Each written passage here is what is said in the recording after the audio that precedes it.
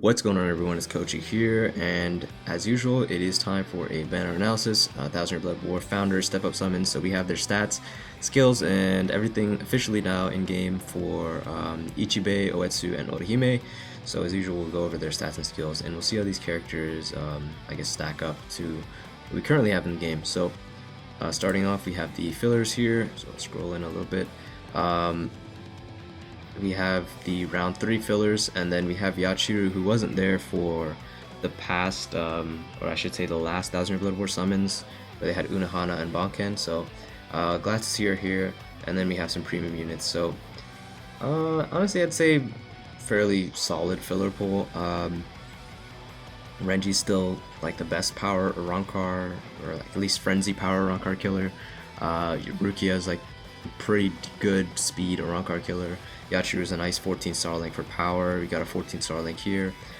And then these kind of characters are like, but you know, overall I'd say like the quality of the units are not bad at all. And personally, I am 3 out of 12. So this is a really good banner for me. I have Renji, I have Shinji, and I have this Jishiro.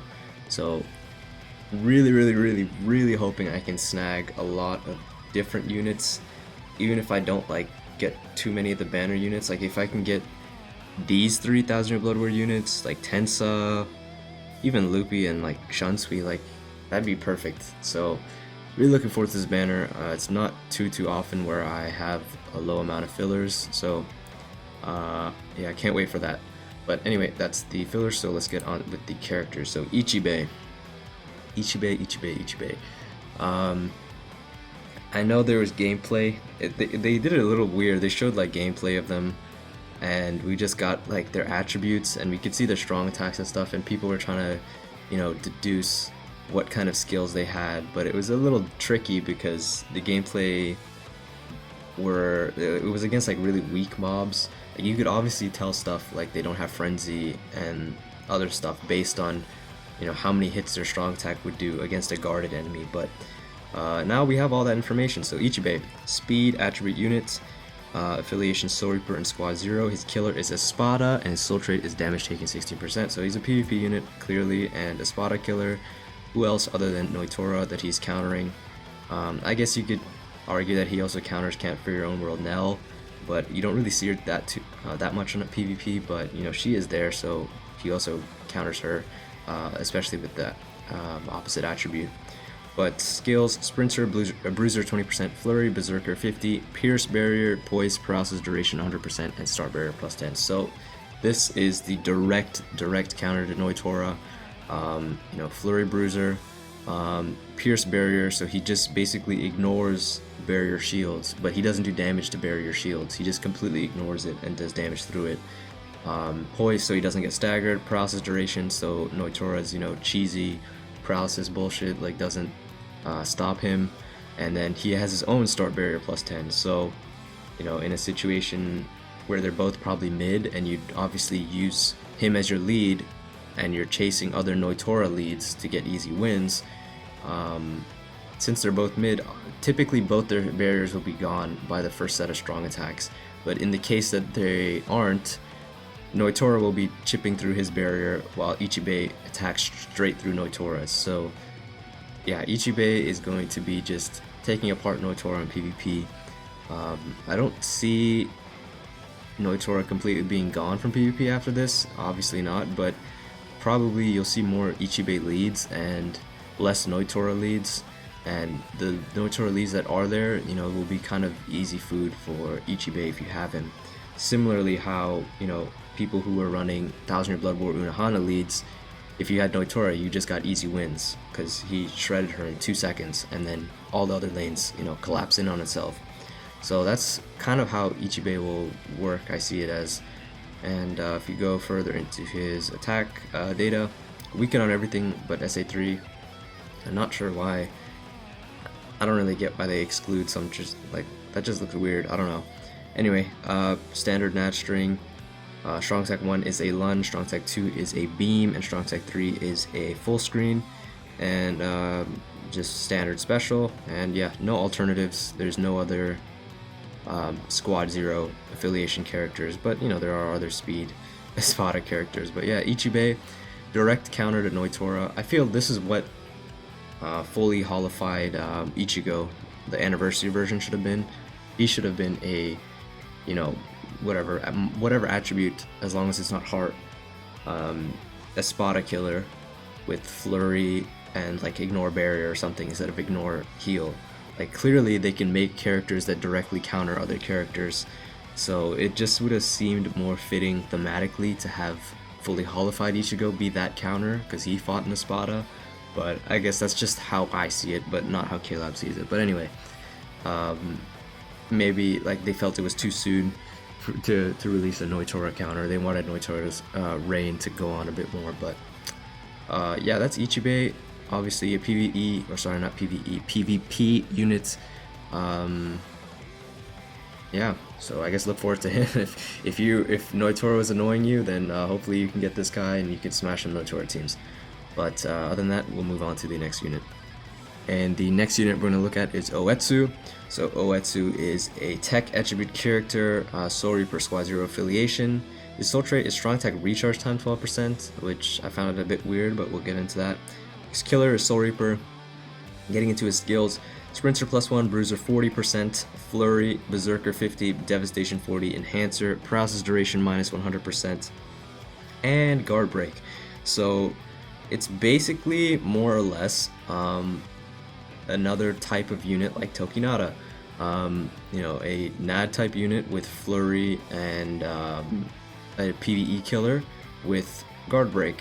You know, 50% Berserker as well, Enhancer. So if you go into his attack data, we can see, you know, standard melee kind of normal attack string. He does not have long reach though, so it's going to be kind of annoying. When I think about it that way, Tokinata is nice because he's ranged, because you can just... Yeah, that is nice. I guess melee without long reach is kind of eh, but you know, whatever, it is what it is. Strong attack 1 is a lunge. Strong attack 2, this is his boost. He has like a... It's kind of a weird boost. It's a vortex as well. It's a 25 hit vortex on the second part, but it reminds me of Don Kanonji's, one of his strong attacks, where all these spotlights come down, and it's just... I think maybe even Ikumi, the Metal Exchange character, like Ichigo's boss in the Lost Agent arc, she has a kind of similar strong attack where it's like in parts, but it's pretty slow. It's like a sectioned off. It's each hit is like sectioned off with like a different action, and the character like moves around. So it's kind of weird. It's a little slow in my opinion. Not a huge fan, I guess, but it looks flashy, I guess. So that's something. That's pretty cool. And then his strong attack 3 is a full screen, and his special standard stuff. No other alternatives, obviously, because he's a Squad 0, but there are plenty of other, you know, speed Soul Reaper killers. Not very many recent ones, I guess. So yeah, I think, and he's definitely the first Flurry Soul Reaper killer, obviously, for tech, so he's unique in that sense. And if it's anything, any indication of how, you know, good Tokinata was, and this character is more or less very similar to Tokinata, being, you know, a Flurry character with a PvE killer, high bruiser, high attack, you know, enhanced boost, and a guard ignore. Like, I think he's gonna be a solid character, just like Tokinata. So that is Oetsu. Looking forward to him. I hope I can pull him, because I wasn't able to get Tokinata, unfortunately, so I kind of want to just have one of these guard break units just to mess around. I think it'll be pretty fun, but yeah, other than that, it doesn't seem like a bad unit at all. It will be a good NAD unit. And yeah, okay, so I'll say one thing about this soul trait. Why?